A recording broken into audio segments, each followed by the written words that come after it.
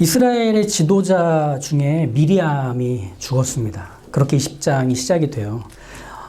이스라엘의 지도자 중에 가장 대표적인 사람을 3명을 꼽으라면 이 모세의 3남매가 있습니다. 아론, 미리암, 모세.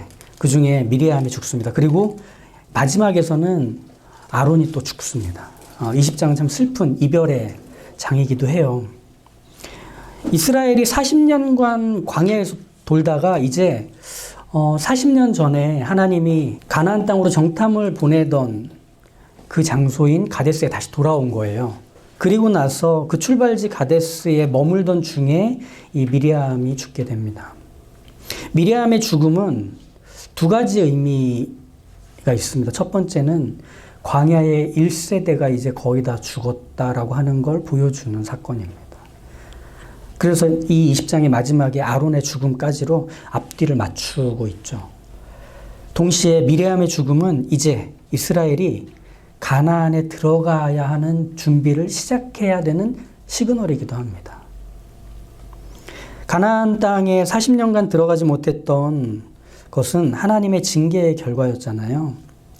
가나안 정탐 후에 이스라엘이 하나님을 향해 원망했고 그 결과로 가나안에 들어가는 게 40년 동안 미뤄졌기 때문에 우리 그 사건 함께 했잖아요. 40년 동안 부모 세대인 광야 1세대들이 그렇게 모두 광야에서 죽었습니다. 즉 미리암의 죽음으로 인해 이스라엘 모두는 슬프고 막막했지만 동시에 이제 앞을 향해 나아가야 되는 광야 2세대들의 새로운 시대가 열리고 있다는 걸 보여주는 이것이 민수기 20장의 흐름이라고 이해하시면 될 것 같아요. 한 시대가 저물고 새로운 시대가 열리는 거죠. 이스라엘이 이제 이 가데스에서 모세와 아론에게 몰려듭니다. 그래서 불평하고 원망하는 장면, 이것이 미리암 사건 다음에 나와요. 3절과 5절을 보시면 백성이 모세와 다투어 말하여 이르되 우리 형제들이 여호와 앞에서 죽을 때에 우리도 죽었더라면 좋을 뻔하였도다. 너희가 어찌하여 여호와의 회중을 이 광야로 인도하여 우리와 우리 짐승이 다 여기서 죽게 하느냐? 너희가 어찌하여 우리를 애굽에서 나오게 하여 이 나쁜 곳으로 인도하였느냐? 이곳에는 파종할 것이 없고 무화과도 없고 포도도 없고 석류도 없고 마실 물도 없도다. 새로운 시대가 시작이 됐잖아요. 근데 원망으로 시작하는 이 장면, 우리한테는 좀 불편하게 여겨져요. 뭐가 이렇게 불만이 많나? 이스라엘이 지금 가데스에 머물렀다고 했죠. 가데스는 거룩한 샘들이라는 뜻을 갖고 있습니다. 무슨 말이냐? 황량한 광야에서 일종의 오아시스 역할을 하던 지역이에요. 그러니까 물이 많았던 지역이죠. 그런데 무슨 이유에서인지 지금 물이 말라버린 거예요. 그래서 이스라엘 백성들이 그 물을 공급할 수 없는 위기에 처한 거죠. 그래서 모세와 아론에게 가서 야, 다시 가데스에 데려와서 우리를 죽이려는 거야? 라며 항의하는 겁니다. 그들이 보기에는 이 가데스는 할 수 있는 게 하나도 없는 나쁜 곳, 불모지, 죽을 수밖에 없는 무덤만 생길 곳이라는 판단이 앞선 거예요. 지금 모세와 아론에게 항의하고 있는 이 사람들이 누구냐? 앞서 말했듯이 새 시대를 열어가야 되는 광야 2세대들입니다. 광야 2세대들이 이렇게 화내는 모습, 그들의 부모가 보여준 모습과 너무 겹치는 것, 그렇죠? 계속 봤잖아요, 우리가. 원망하고 불평하던. 예를 하나 비교해 보면 될 것 같아요. 물이 없던 같은 상황을 출애굽기 17장에서도 한번 겪거든요. 그러니까 광야 1세대들이 주축이 되던 그 장면이죠. 거기서 백성이 목이 말라 물을 찾음에 그들이 모세에게 대하여 원망하여 이르되 당신이 어찌하여 우리를 애굽에서 인도해 내어서 우리와 우리 자녀와 우리 가축이 목말라 죽게 하느냐. 똑같지 않나요? 그죠? 민수기 20장에서의 내용과 출애굽기 17장의 내용이 어쩜 이렇게 딱 맞춰지는지 몰라요. 이 모습만 보면 40년간 이스라엘은 어떤 변화도 성장도 없는 똑같은, 아니 사실은 더 나빠진 모습까지 보여져요. 왜냐하면 광야 1세대들은 우리와 우리 자녀 그리고 우리 가축이 물이 없어 죽게 되었다라는 말을 하거든요. 근데 광야의 2세대들은 이렇게 표현했어요. 우리와 우리 짐승이 다 여기서 죽게 되었다라고 표현해요. 뭐가 달라졌는지 아시겠어요? 우리 자녀가 빠져요. 광야 2세대들은 부모 세대들보다 더 자신들에게 집중해 있는 상태예요. 자신의 목숨과 자신의 가축, 재산이 더 중요한 거죠. 부모를 닮다 못해 더 나빠진 거죠. 욕하면서 닮는다. 이건 부모와 자녀 관계에서 더 도드라지는 것 같아요. 부모에 대한 원망과 미움이 클수록 그런 자녀들은 부모를 더 닮아 있습니다. 참 슬프죠. 밉고 싫었던 부모의 말투, 표정, 행동을 똑같이 자기의 배우자와 자녀들에게 하고 있는 모습을 자기가 불현듯 확인할 때가 있어요. 그럼 너무 절망스러운 거예요. 내가 똑같이 하고 있다는 사실에. 평생 부모와 다르게 살겠다고 했는데 달라진 게 없는 거예요. 근데 더 비참한 게 그 다음에 찾아와요. 부모와 다르게 살려고 애썼던 그 시간들이 자신을 더 이기적으로 만들어 버리거든요. 왜냐하면 자신의 그 부모로부터 받은 상처들, 부모의 말, 행동, 가치관 같은 것들이 하나같이 자기를 괴롭히고 상처를 줬는데 이것들을 극복하고 이겨보려고 할 때 발휘됐던 에너지의 방향은 나 자신이에요. 내가 상처받아서 내가 해결해야 됐던 거죠. 그러다 보니 나에게 집중되어 있던 것이 습관이 된 거예요. 나의 삶의 모습이 돼버린 거죠. 그러다 보니 나 자신에게만 집중해온 시간들을 살아서 나도 모르게 이기적인 사람이 돼버린 거예요. 난 갑자기 소리 지르지 않을 거야. 난 신경질 내지 않고 무시하지 않을 거야. 난 잘못한 게 없어. 앞으로 더 잘할 수 있는 난 괜찮은 사람이야. 이렇게 해왔던 시간들이 나를 더 이기적인 사람이 되게 한 게 나 자신에게 얼마나 비극적인 일입니까? 40년간 광야 2세대들이 광야 생활을 통해 그들의 윗세대와는 다른 모습이 될 줄 알았는데 똑같은 모습인 거예요. 아니, 더 나빠져 버린 것처럼 보이는 거죠. 그렇다면 광야 2세대들은 광야 40년 동안 어떤 변화도 성장도 없는 멈춘 시간을 살았던 걸까? 유통기한이 지나서 더 나빠졌나? 변화와 성장이라고 하는 거는 인간이 만들어갈 수 없는 영역에서 빚어지는 결과물입니다. 당장 보여지는 모습은 어제와 똑같아 보이기도 하거든요. 하지만 변화와 성장은 잠든 밤에 일어납니다. 변화와 성장은 똑같아 보이는 모습 속에 다른 일들이 끊임없이 벌어지며 생기는 것입니다. 이스라엘이 그랬어요. 광야에서 이스라엘은 변화했고 성장했습니다. 왜일까요? 하나님이 40년간 그들과 함께 했기 때문입니다. 그 근거를 좀 찾아보자면 8절의 말씀을 근거로 삼을 수 있을 것 같아요. 여호와께서 모세에게 말씀하여 이르시되 지팡이를 가지고 내 형 아론과 함께 회중을 모으고 그들의 목전에서 너희는 반석에게 명령하여 물을 내라. 내가 그 반석이 물을 내게 하여 회중과 그들의 짐승에게 마시게 할지니라. 이 8절에서 궁금한 게 하나 있지 않으세요? 뭐냐면 하나님이 반석에서 물을 나오게 하라고 하는 방식이 말로 하는 겁니다. 물을 내라고 하는 말. 근데 지팡이를 가져가래요. 근데 지팡이의 용도는 얘기하지 않으세요. 지팡이로 뭘 하라는 얘기는 없으세요. 물을 나오게 하는 건 말을 통해서일 뿐입니다.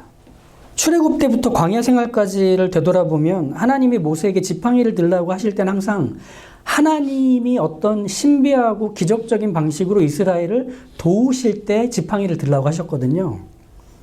애굽에서 10가지 재앙이 일어날 때, 홍해를 건널 때, 반석을 쳐서 물이 나오게 하던 그 출애굽기 17장의 그 사건이 있을 때, 그래서 모세의 지팡이는 특별한 기능이 있는 게 아니라 일종의 신호입니다. 하나님이 지금 하나님의 일을 시작하신다라고 하는 신호 말이죠. 그렇다면 지금 지팡이를 가지고 가라고 하신 건 역시 하나님이 지금 무언가를 하실 것이다라고 하는 일종의 신호를 보이는 겁니다. 이제 하나님이 일하신다. 너희는 그 하나님이 무엇을 하시는지를 잠잠히 봐라 하는 겁니다. 바로 이 점. 모세가 지팡이를 들은 것만으로 하나님이 일하실 것을 이제 이스라엘은 아는 수준까지 온 겁니다. 이해가 되실까요? 이스라엘의 하나님을 향한 믿음은 모세가 지팡이를 들어서 반석을 치지 않아도 되는 수준까지의 믿음이었다는 거예요. 말을 해서 반석에서 물이 나오게 하는 걸 충분히 받아들일 수 있는 수준까지의 믿음. 그것이 그들에게 일어난 변화와 성장의 모습이었다는 겁니다. 위기에 처해 모세와 아론을 원망하며 다퉜지만 그것이 이스라엘이 하나님을 불신하는 것도 버린 것도 아니었어요. 다만 물이 없는 지금의 현실에서 어쩔 줄 몰라 하며 익숙한 모습을 반복했을 뿐인 거예요. 비록 익숙한 것을 반복하긴 했지만 그것이 그들이 어떤 변화도 어떤 성장도 없다는 말은 아니었다는 얘기예요.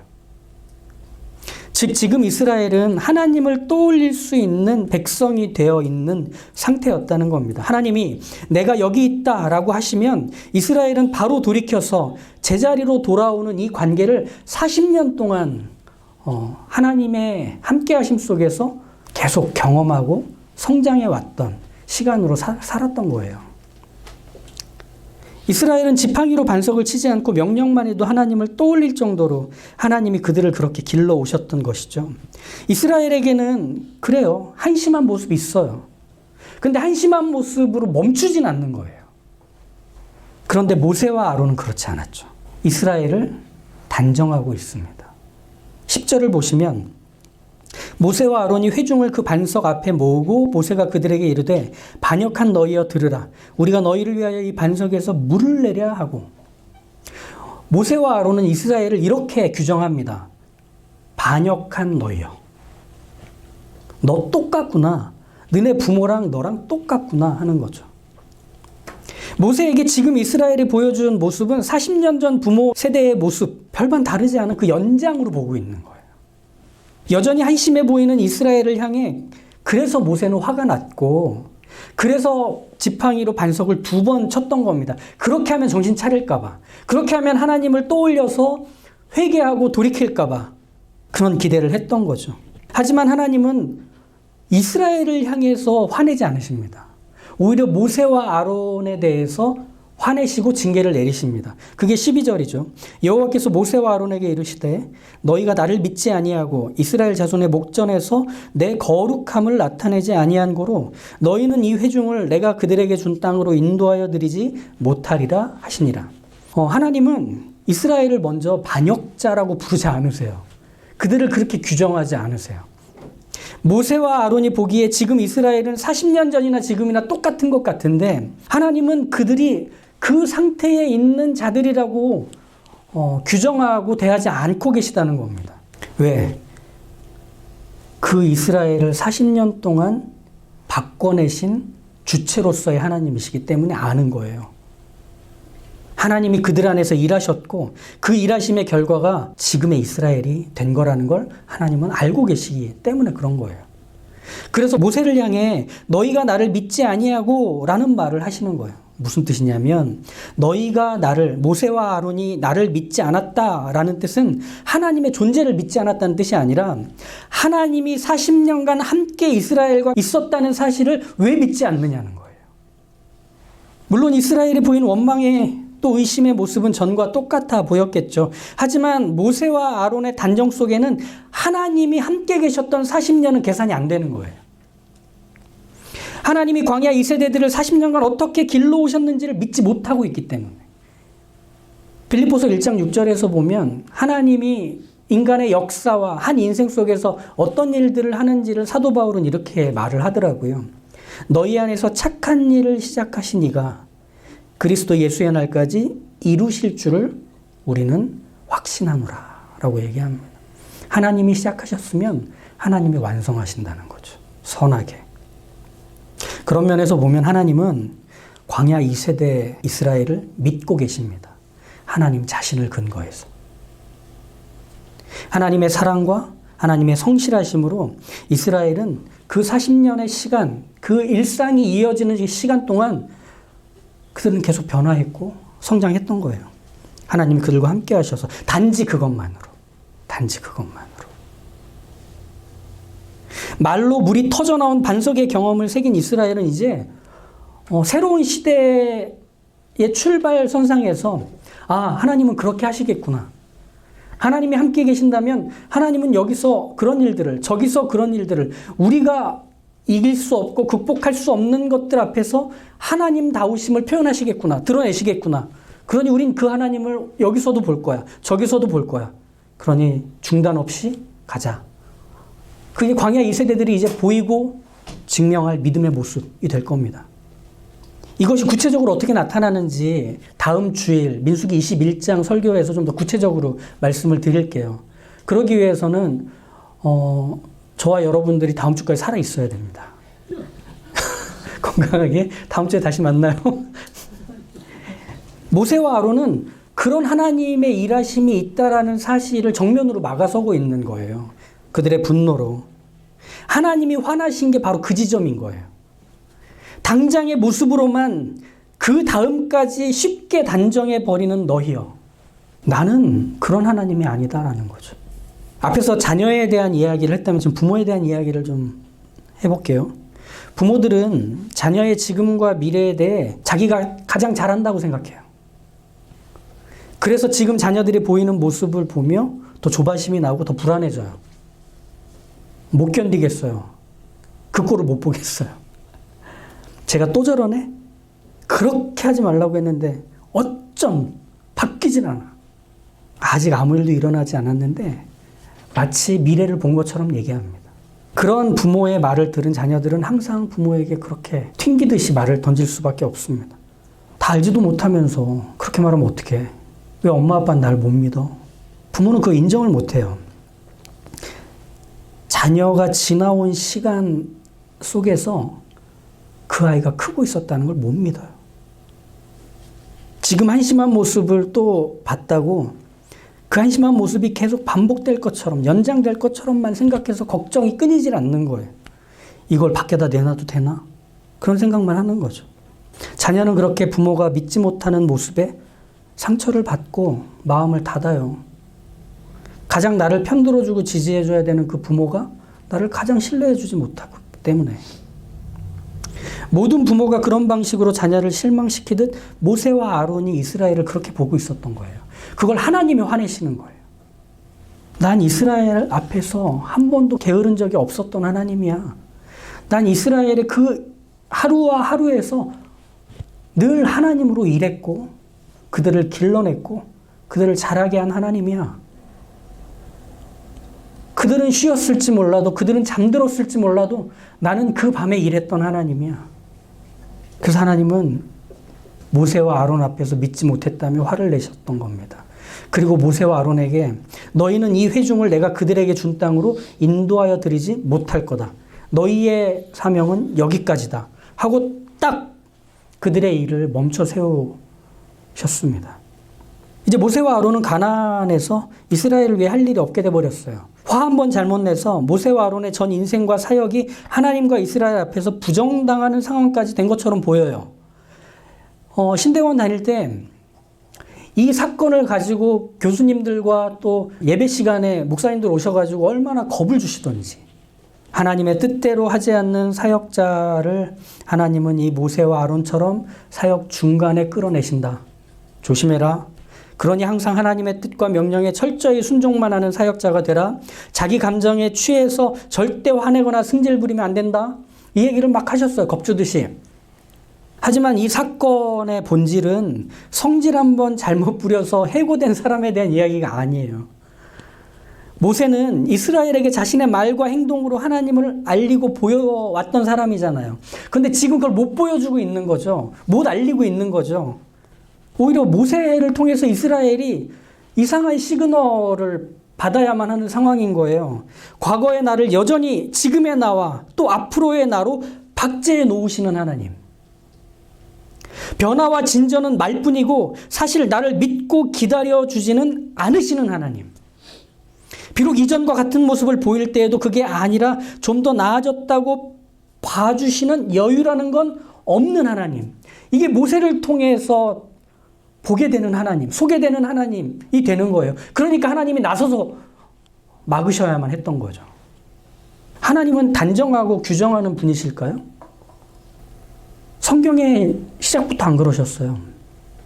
최초의 비극이 벌어진 사건 다음에 하나님이 보이신 아담과 하와에게 한 첫 번째 말과 행동은 아담아 내가 어디 있느냐, 하와야 내가 어디 있느냐 였습니다.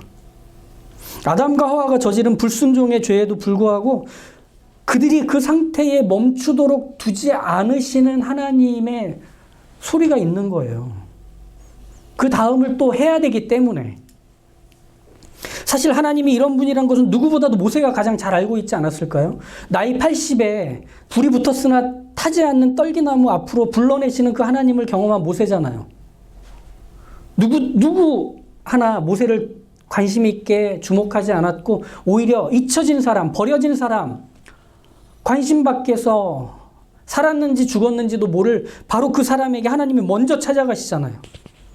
자기 못한다며 거부까지 하는데도 하나님이 기어이 붙잡고 놓지 않으시잖아요. 아니, 내가 80년을 너를 준비시켰어.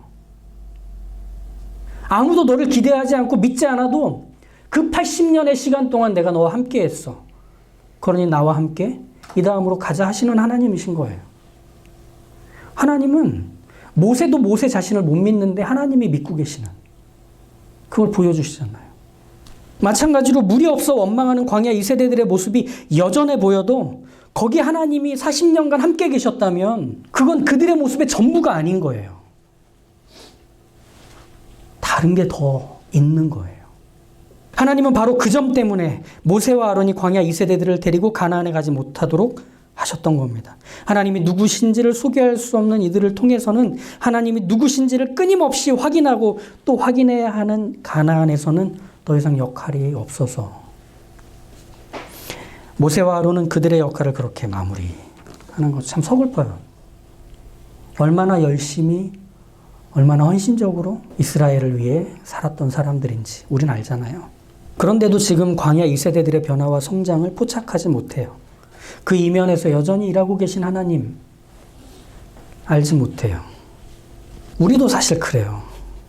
하나님이 우리 인생에서 그렇게 함께 하신다는 걸 믿으면서 우리 곁에 있는 우리가 사랑하는 이들이 보이는 모습을 통해 우리는 쉽게 단정하고 쉽게 포기하고 쉽게 속상해해요. 그렇게 해왔으니까 또 그럴 거라는 생각 때문인 것 같아요. 우리도 모세예요. 화가 난 모세고 고개를 절레절레 흔드는 아론이더라고요. 근데 하나님이 그걸 거부하시는 거예요. 아니, 내가 그들과 함께 했으면 그들은 그 모습이 전부가 아니야. 그들이 그 모습 그대로로 평생을 살고 결말이 되게 난 그렇게 안 해. 바로 그 하나님이심을 우리가 보게 되는 거죠. 그럼에도 우리가 여기서 놓치지 말아야 할 사실은 있습니다. 하나님은 단정하고 규정하지 않는 하나님이라고 했잖아요. 모세에게도 마찬가지입니다. 모세에게 화내셨어요. 그런데 하나님은 모세가 화냈다고 해서 가나안에 못 들어가고 광야에 남겨놓으시며 그의 사역과 인생 전체를 부정하고 지워버리신 하나님은 아니셨어요. 오히려 그것이 아름다운 결말이 되게 하셨어요. 무슨 뜻이냐? 광야에 모세만 있었을까요? 광야에는 가나안에 들어갈 수 없는 부모 세대, 광야 1세대들이 여전히 있습니다. 다 죽진 않은 거죠. 모세가 그들과 함께 있는 겁니다. 그들은 아무런 희망이 없고 이제 자녀들을 그곳에 보내야만 하고 자신들의 무덤을 이곳에서 파야만 하는 사람들이에요. 죽을 날을 받아놓은 슬픈 인생들이죠. 그런데 거기에 모세가 함께 있는 겁니다. 광야 1세대들은 비록 자신들이 죄를 저질러 남겨지긴 했으나 여전히 하나님의 백성 이스라엘로 자신들의 역할을 마치고 인생을 마무리할 수 있게 하나님의 사람을 하나님이 그들 곁에 두셨던 것. 이게 모세입니다. 그것이 얼마나 큰 위로이며 안심이었을까요? 모세로 인해 그들은 확인했을 거예요. 하나님이 자신들도 여전히 버리지 않으셨다는 것. 포기하지 않으신 하나님이라는 것을 다시금 확인하며 인생의 마지막을 마무리할 수 있었을 겁니다. 하나님이 보내신, 하나님이 남겨놓으신 모세로 말미암아. 가나안으로 들어가는 광야 2세대, 자녀 세대들도 얼마나 큰 위로였을까. 남겨진 모세로 인해 우리 부모님들, 그들의 삶이 어떻게 하나님이 마무리하시는지를 확인할 수 있었어서. 복음이란 그런 거예요. 다음 주를 통해 더 확실하게 매듭을 짓겠지만 복음이란 내가 누구인지 단정하는 모든 시도와 힘들로부터 하나님을 떠올릴 수 있는 기쁜 소식입니다. 하나님이 모세와 아론에게 화를 내시듯 우리를 둘러싼 채 단정하고 지적하고 손가락질하는 모든 말과 힘과 무리들에게 지금도 화를 내고 계세요. 아니라고. 얘네들은 이 모습이 전부가 아니라고. 이렇게 살아가는 모습으로 규정하지 말라고. 내가 이들과 함께하고 있는 걸, 내가 이들의 인생 속에서 여전히 성실한 하나님으로, 사랑 많고 다정한 하나님으로 함께하는 걸, 다만 인생의 한 과정을 지나가고 있을 뿐이야. 그 과정이 전부인 것처럼 너희들이 함부로 단정 짓지 마. 그것이 뭘 만들어내는지 모르잖아. 난 영원전부터 계획했고 그 계획한 걸 시간과 공간 안에서 만들어가고 있는 하나님이야. 내가 이들을 얼마나 사랑하는데. 그 이름을 잊을 수 없어서 내가 일하는 손바닥에 새기고 수시로 들여다보며 그 이름에 걸맞는 인생이 되게 만들고 있는데 내가 포기하지 않는 인생이야. 함부로 대하지 마. 라고 말씀하시는 하나님이신 거죠. 그러니 하나님이 우리를 편드신다는 건 이런 것입니다. 나의 사랑하는 자의 지금을 멈춰 세우고 그게 끝이라고 섣불리 말하지 않게 그들의 입을 막으시는 하나님.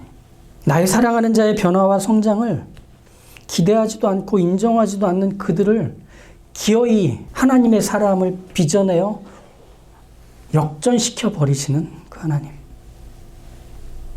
우리가 그 하나님으로 인해서 충분한 겁니다.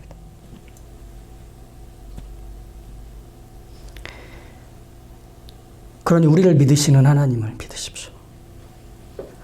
나도 나 자신을 못 믿는 그 슬프고 막막한 현실 속에서 그런 나를 여전히 믿고 계시는 하나님 자신을 근거로 여전히 나를 믿고 신뢰하며 확신하시는 그 하나님을 의지하며 주어진 오늘을 또 다가올 내일을 우리는 살아갈 수 있습니다.